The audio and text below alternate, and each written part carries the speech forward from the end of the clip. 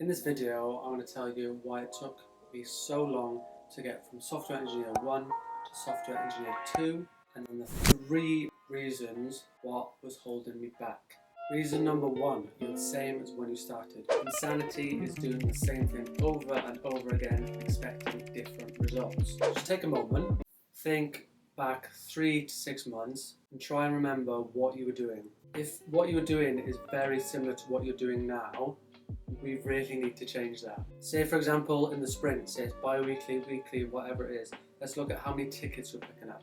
Say now, if you're only doing 1 ticket per sprint, let's try and aim for 2, maybe 3. Another example, if you're constantly forgetting to add that unit test, make sure to make it a priority to do that. Action point for this step, I highly recommend you guys document everything.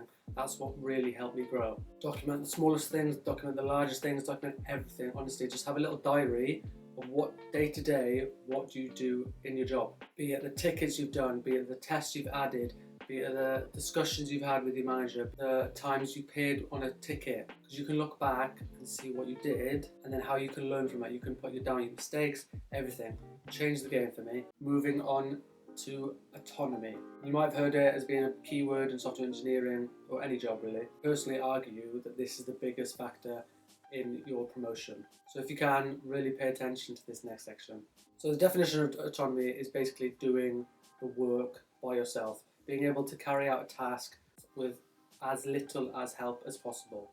Think, are you constantly reaching out to other devs to help? Are you constantly peppering your manager for the simplest things? Now, the caveat to this, if you're a junior developer, please keep doing that. Don't ever just get stuck and just stay there. If you've tried your best for, say, an hour or 2, or say even a day or 2 on a ticket, you're still stuck and tried everything that you think is possible, reach out. Don't ever stay stuck. That's the worst thing you can do. Another thing for autonomy, say now, when you've made a PR, are there constantly comments on your PR for improvement?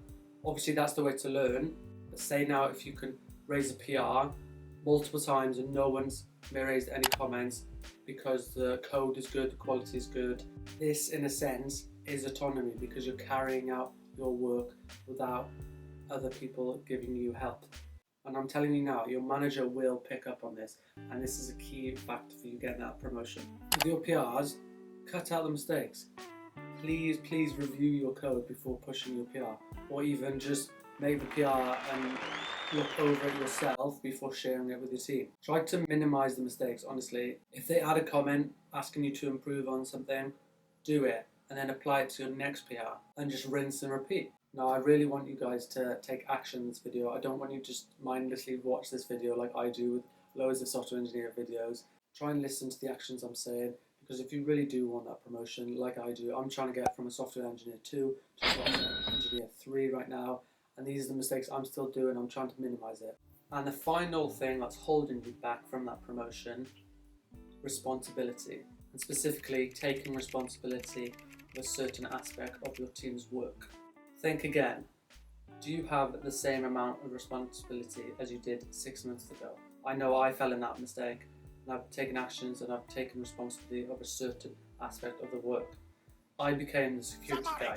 I noticed every member of the team checking security vulnerabilities, whereas one person could just do it and then share the outcomes with everyone.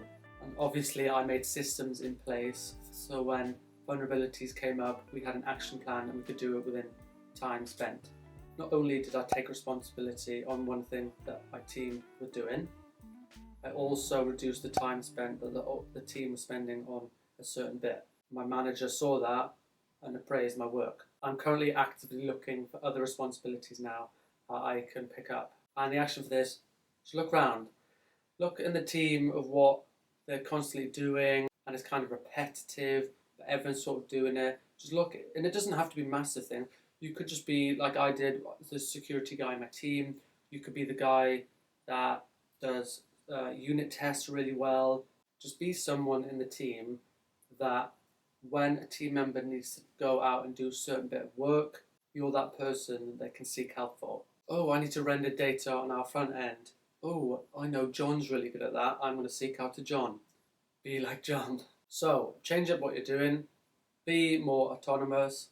and take more responsibility. Cheers.